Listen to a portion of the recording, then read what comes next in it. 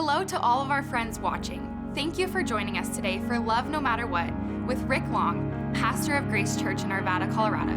We are so excited to be with you for the next 30 minutes and hope this message is encouraging and impactful to you. Here's Pastor Rick.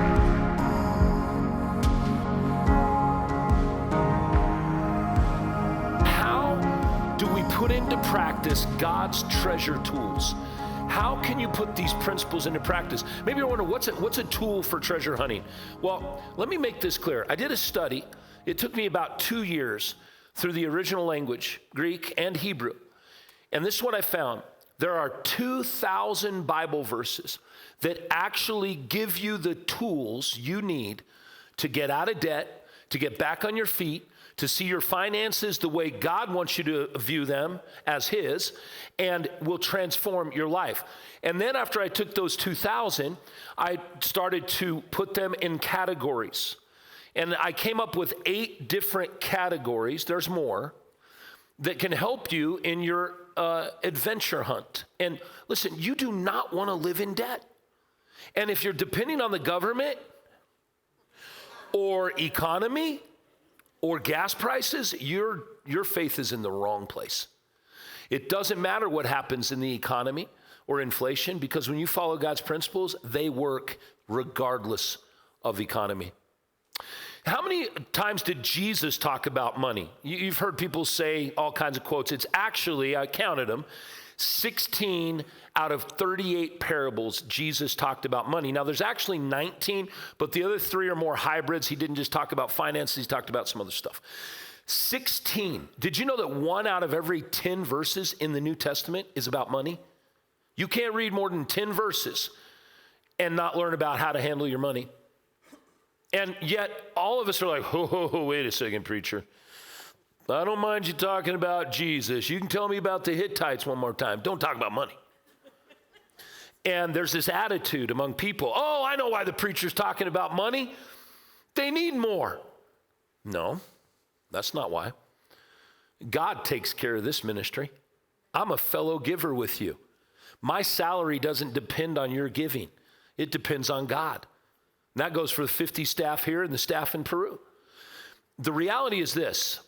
Money gets our attention in the Bible because money management and faith go hand in hand.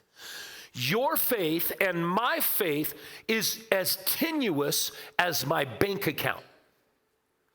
That's reality. Look at what Jesus said in Matthew 6:24. This is the text to end all text really on this subject. He says, how could you worship 2 gods at the same time?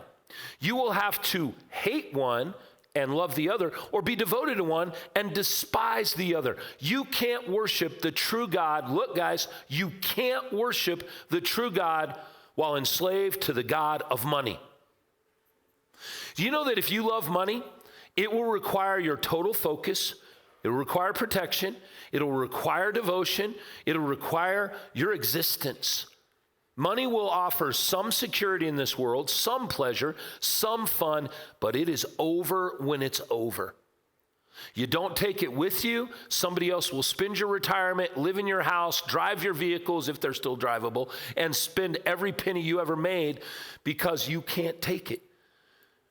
Now contrast that with if you love God, He requires your total focus, devotion, desire, existence. For this, He will return eternal security, not salvation, eternal security, eternal joy, temporary happiness, protection, and a blessed life. Why temporary happiness? Because God never promised us that we're going to be happy every day. He said, you're going to have joy in me. That means you're going to find happiness in difficult times. Yesterday, we did Jackson Zinn's memorial service. It was a celebration of life that I personally think anytime we're involved, whether it's here or somewhere else, we should do it this way. I came out, I spoke, I challenged and prayed, and then this stage was set up by our crew as a living room. And Greg and Jen, his parents, Sister Audrey and Avery came out, and we talked about Jackson. There was laughter, there were tears, there was applause. It was an amazing time. Brought out his coach, a golf coach from RV, Mike Meunier, his principal from JA and elementary, his uncle Spencer, his cousin spoke from down here. The squad he grew up with, 7 of them since kindergarten. It was amazing. Incredible, incredible celebration of life. And this family needs your prayers because it gets tougher as they go forward. However, it was just this authentic worship. And it was like, there's no division, no nothing. For that moment in time, people were not thinking about their bank account, their job, their work, what they're eating for lunch. They were just thinking about this tragedy and how God can turn it into a triumph. Now, God commands us to love people and use money, not use people and love money. So I want to give you these tools, and I'm going to bring out 3 amazing people in just a moment. Tool number 1 is this. This is where it all starts. If you want to get in a place where you're no longer bound by your money, see, we hate slavery. Slavery is disgusting. We should hate and despise and condemn all forms of slavery. The problem is most of us are enslaved to money. The first tool is this. Treat every dollar as if it belongs to God. You know why? Because it does. It does. Matter of fact, everything belongs to God. Look at Psalm 24:1. The earth is the Lord's and everything in it. Circle everything in it. Do you know what everything means in the Hebrew? Everything. He says, the world and all its people belong to him. Now later, we read this story of Job. And Job is the oldest manuscript that we have. It's the oldest book in the Bible. And Job was no doubt a rich, if not the richest man on earth at the time. He was a sheik. He had, all the cattle, all the money, everything. He had 10 kids. And in one day, through natural disasters, they all were killed. Then his wife turned on him. You're a loser, Job. He said, naked came I into this world, naked will I leave. Blessed be the name of the Lord. Now, he was still in shock. And then later, he begins to question God a little bit. Lord, I don't get this. Why are you doing this? You know what God does to him? He says, I'm going to take you on a little nature walk, Job. Where were you when I created that dinosaur that knocks the trees down with his tail? Where were you when I created that serpent in the ocean that can turn over ships? Where were you when I put the sun, the moon, and the stars in space? He takes him on a nature walk for 9 chapters. And at the end, Job's response should be our response. Lord God, I will never question you again. And know what God did after that? Blessed him twice as much as before. Look at Job 41:11. God says, who has given me anything that I need to pay back? Everything under heaven is mine. Guys, you are not an owner, you are a manager. When I was a kid, I'd been married for, 4 years at the time. I had a business. Things didn't go well after some time, and I went and managed a tire store for Peerless Tires for 3 years. One day, I'm ranting and raving. My district assistant that time was Barry, and my district manager shows up, and his name was Jack Bucherman. I love Jack. Calm, cool, collected dude. And I'm ranting. I'm like, corporate doesn't know what they're doing. They can't manage this business. Da, da, da, da, da. He goes, hey, Rick. That's what you have to do when I'm ranting. Rick, when you own a tire company, you can do it better. And he turns around and walked out. And I'm like, yeah, I'm not the owner. I'm a manager. And you know what happened? God rebuked me 12 years later when the owner and CEO started coming to grace. And I sat down with George one day and he said, let me tell you what it's like to run 350 Peerless Tires across the country or something like that. I can't remember the exact amount. And I was so rebuked. Your money isn't yours, it's God's. You're a manager. He doesn't ask your permission to run the universe. The second tool is this: rearrange your financial priorities with Jesus at the top of the list. Rearrange. Now that sounds so spiritual, doesn't it? Does that mean on every check I write I put for Jesus? Does it mean I pray before every debit? If you do, you're going to tick off the people in the line behind you, okay? No, what it means is this. Look at Job 36:11. If they listen and obey God. Circle listen, circle obey. See, guys, do you know what happens in 396,000 evangelical churches across the country? Most of the time, people listen, but they don't obey. Listen and obey God. They will be blessed with prosperity throughout their lives. Now, prosperity isn't what the prosperity TV evangelists teach. Okay? That's not the prosperity. And by the way, they're the only ones being very prosperous. Prosperity means I have a life ahead of me that is amazing. And he says, all their years will be pleasant. Do you want pleasant times? You know, you can't run from this economy. You sure can't run from the gas prices, but you don't have to live in an unpleasant situation. Look at Luke 12. Jesus said, now go, sell what you have and give it to those in need. You will be making deposits in your account in heaven. Underline deposits, circle account in heaven. Did you know there's an economy in heaven? Do you know that one of the first questions God's going to ask every Christian? Because we're not being judged for our sin. We are held responsible for what the Spirit of God does in our lives through sanctification. So here's reality. He's going to say, why should I let you in? You're going to say, because I know Jesus. I've trusted in him as my Savior. God already knows that. You've said it, you're in. Now, second question, how'd you handle my money? Were you investing in my kingdom? Were you investing in changed lives? Were you generous or stingy? Now look at this. He says, an account that will never be taken from you. Your gifts become a secure and unfailing treasure deposited in heaven forever. Now listen, this is going to be almost a commentary on this verse. Where you deposit your treasure, that is where you fix your thoughts, and your heart will long to be there also. Catch this. Every word in the Bible is inspired. Even the order of the words are inspired in the original language, okay? And so does it say where your heart is, there your treasure will be? No, but many Christians think so. It says where your treasure is, then your heart will long to be there. What does that mean? That means when I started giving financially through the ministry I was in 3 ministries ago, it was hard. Me and Shelly were going, we work here. We don't make anything. We're sacrificing for all these people. And God said, that's not your deal. You need to give back and return first what you owe me, a percentage, okay? Now, when you do that, you begin to see God meet your needs and give you peace and security you never dreamed before. When your actions go first, then your heart catches up. If you're like Christians, well, you know, when I feel like it, I'll give. Well, you know, Lord, I've been praying about this for 22 years, and I'm thinking I'm getting closer. God's laughing, all right? Because you are missing the entire principle. Put your money there, your heart will be there also. Number 3, express my worship to God with the money I already have.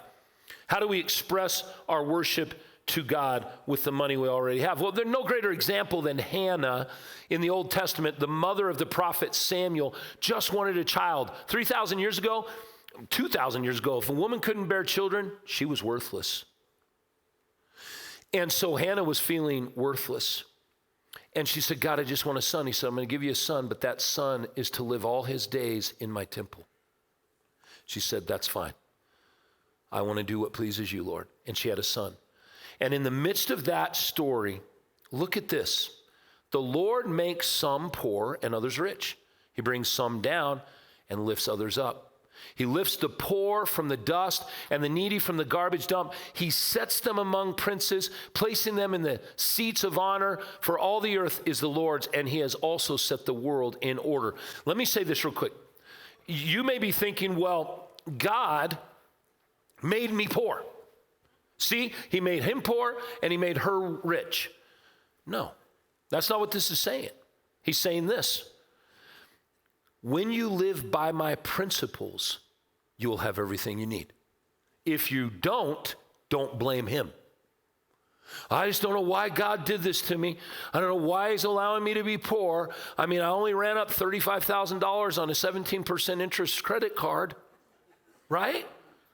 Now look at Proverbs 3:9. I'm going to bring some people out. Glorify God with all your wealth. So it's about worship. Honoring him with your first fruits, with every increase that comes to you. Then every dimension of your life will overflow with blessings from an uncontainable source of inner joy. You know, the fourth principle, the fourth tool is acquire contentment before adding to my material wealth. Now I know this with a lot of men especially. They have a tendency to go, I don't need anybody's help. I got this. And they never allow the family really to get to a place of health. Well, the place that starts is with being content with what you already have. Look at this in 1 Timothy 6. Yet true godliness with contentment is itself great wealth. It doesn't say true godliness is contentment. It says with contentment. After all, we brought nothing with us when we came into the world, and we can't take anything with us when we leave it. So if we have enough food and clothing, let us be content. Now, contentment, true godliness with contentment is great wealth. If it was true, if it was godliness brings contentment, then we'd try to get our finances in order and then expect God to bless whatever we do instead of making a plan. And I love this analogy. I know Shelly and I for many years, you know, I think we were like, if we could just have that, or if we just had this much, and we were just scraping the surface for really 25 to 30 years, just learning to get to where we've been able to get. And I thought about a story. I read this story. It's the diamond mine of Golconda. Al-Hafed owned a very large farm that had orchards, grain fields, gardens, and Ali was a wealthy and content man. And one day, he entertained a guest who told him that with diamonds, you can have greater wealth, and all you need is one diamond mine. He went to bed that night a poor man.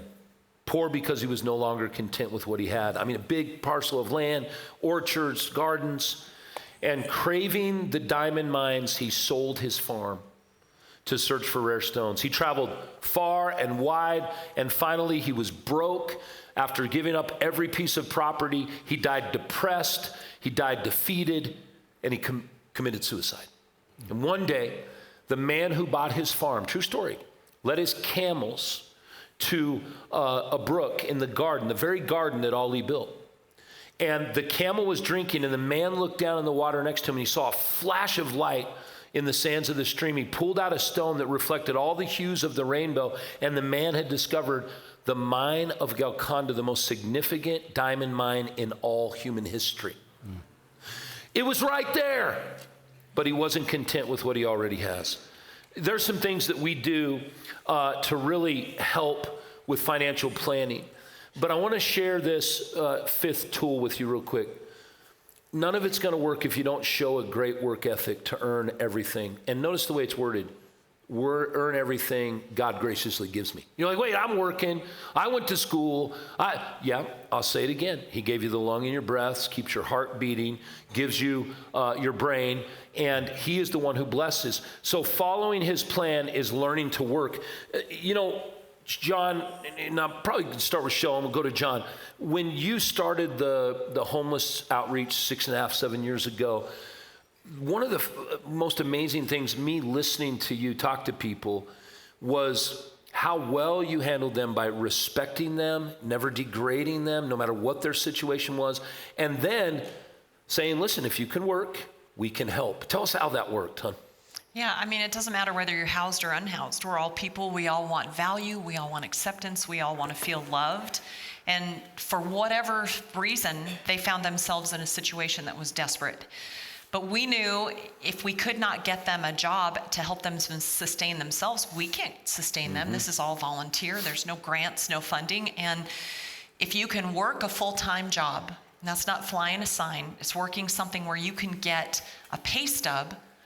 I know guys who can actually help you budget. If they can see what you're bringing in, they can help you figure out how to minimize your debt, maximize your income, help you figure out how do we get a bigger and better job.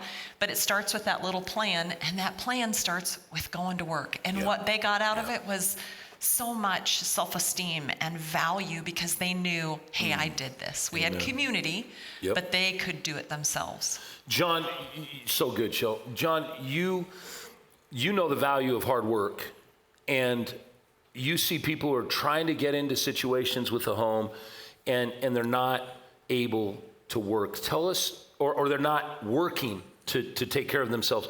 Tell us about the programs we have here to help them, and what your advice would be to somebody that maybe works hard but can't raise the capital, or somebody that thinks they don't have to work hard. Yeah.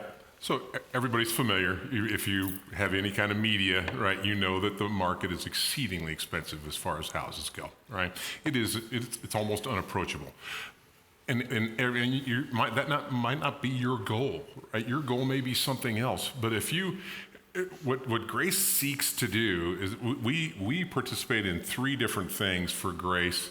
If Money Talks, right, which is God says about finances. Then Financial Peace University, which is kind of a prescription, a step-by-step, how do you do money?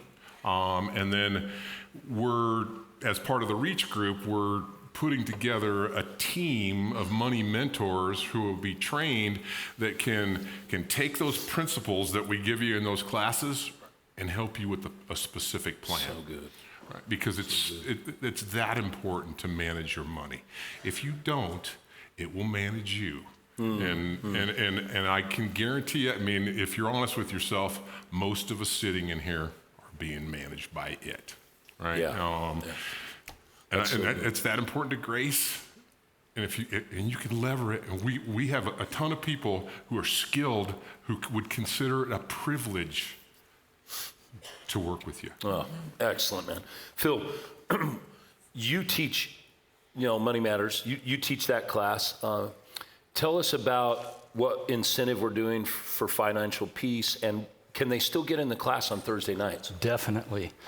We're basically teaching God's principles of money, and it's so important to know that your money is to be used and not, your money using you. It's all about God's perspective on money. And when you get your priorities straight, and, in the Bible it talks about a plan, and God says, seek first the kingdom and his righteousness, and all these things will be added unto you. That's right. And when you can live like that, it really makes a difference. Showing a great work ethic isn't just a nice comment. It's a biblical mandate. Look at Proverbs 19:15. Go ahead and be lazy and passive, but you'll go hungry if you live that way. The Bible says that a Christian who won't work to provide is worse than a lost person in the way that they're living. Work is not the curse. I remember talking to people, and they got upset when I preached a sermon 25 years ago because I said, work is a blessing. Work is a gift. They're like, no, work is a curse. I go, no. When Adam was created and Eve, what did God say? Actually, before Eve, he said, be fruitful and multiply, replenish the earth, tend to the ground, name the animals. Then Eve was created, and the honey-do list just tripled at that point, all right? Look at Ecclesiastes 5. Solomon says this. He said, people who work hard sleep well, whether they eat little or much, but the rich seldom get a good night's sleep. And it is a good thing to receive wealth from God and the good health to enjoy it. To enjoy your work and accept your lot in life, this is indeed a gift from God. Guys, we have had almost 40 million Americans who stopped working, couldn't work. And the sad part is there is not an organization or a business that I know of that isn't trying to find multiple workers, and people just won't do it. The sixth tool is this, and this is so critical. Uproot all forms of greed in your life. All forms of greed in my life. And you know what? Sometimes we go, I don't have a problem with that, Pastor. I'm poor. Do you know that very seldom have I met rich people that are greedy, who are Christians, who love the Lord? But I meet people that don't have money 100 to 1, who that's all they talk about, all they think about, all they live for. Colossians 3 verse 5 says, so put to death the sinful earthly things lurking within you. Have nothing to do with sexual immorality, impurity, lust, and evil desires. Now notice that. Sexual immorality. Oh, yeah, I'm going to talk to these people about their sexual life. Or we have impurity. Oh, you're watching things you shouldn't watch. You're listening to stuff you shouldn't listen to. Those very legalistic, judgmental Christians have missed the one sin of the flesh that gets the most attention. Look at this. Don't be greedy. For a greedy person is an idolater, worshiping the things of this world. Hey, somebody's sexually immoral, impure, lust, evil desires, that's all of us. We all struggle with it. Sometimes we give into it. That's kind of a no-brainer. But the one that makes you an idolater and worshiping God is greed. Proverbs 15:27 says, greed brings grief to the whole family, but those who hate bribes will live. And then the seventh tool is resist debt to the best of your ability. We're going to talk some more about this. Let me just read the verse in Proverbs 22:7. If you borrow money with interest, you'll end up serving the interest of your creditors, for the rich will rule over the poor. And, you've helped a lot of people, all three of you. I mean, I'm always amazed at watching like Mike and Maureen. They were the first homeless couple. John, tell us that story. Yeah, so back to this whole thing, right? It's totally foreign, right? So when I sit down with these people, and literally it started out like this. I said, my name is John. I've never spoken to a homeless person. Such tact. I like it. And she said, my name is Maureen, and I've been pushing a grocery cart for 4 years, right? And these days, they are killing it. They have their own business. They have a ton of money in the bank. She just told us last night that she's just been promoted. She runs her own business now, right? Because they had drive and they had commitment. And if you even start at that level, you can be a success, right? Imagine where you're at. You're not at that level. You haven't been pushing a grocery cart, right? You are at a whole different level. How far can you go? And so cool. With her new position as manager of her own store, she said her income was raising 100% from where it was. And the first thing she said was, we need to get back in and meet with you guys to get a better plan so we manage this new income well. Hands down, all of the people that we've helped said the most valuable thing they learned through the whole process from being homeless to housed was learning how to budget. It wasn't anything else that we did for them, but it was this that changed their lives. Yeah. And the tendency, I remember when we were there, because we were there for a long time, you wanted to get ahead of those bills. You wanted to pay off a credit card. You wanted to do this and that, but it looked hopeless because all you did is look at, I make this much, I pay out that much. The average American in 2021 spent $11,500 on credit cards. That's the average American. The average American, regardless of their income, spends $3,000 to $4,000 more a year than they make. I pray you found today's message hopeful and life-changing. At Grace Church, our mission statement is simple: hope for everyone and a home for anyone. We live this out through 4 simple words: love no matter what. Please reach out to us so we can meet you. If you put your faith in Christ for the first time today, please visit lnmw.tv to fill out a new believer form so we can celebrate your decision and walk alongside you in this exciting journey. We love you, friend, and so does Jesus. Have a wonderful week, and we'll see you next Sunday.